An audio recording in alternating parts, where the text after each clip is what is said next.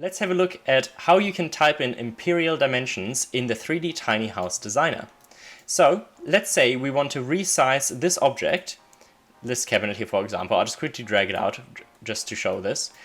Let's, for example, change the width of this cabinet. Instead of making it 2 feet wide, we want to make it 2 feet 6 inches and a quarter. So what we can do, we can type in 2 for the foot, then a space so the software understands that there is a new measurement coming in. So we'll just say 6, and then we can type in a fraction like this. And then we press enter and it converts it for you.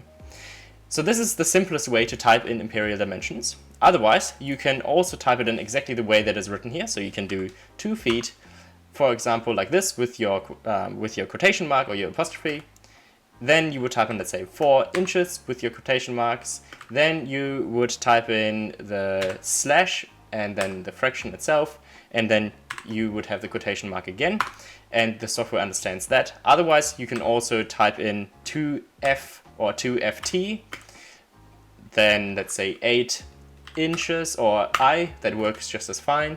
And then a quarter like that. So you can really type it in as many ways possible without not understanding the dimension. But the most important thing is always have a space in between so it understands that one's a foot, one's an inch, and the other one's a fraction. If you just type in a number by itself, the default will be inches. So let's say if I want to have this cabinet to be 3 feet wide, I could just type in 36 like this, and it will then convert it to 3 feet like that for you.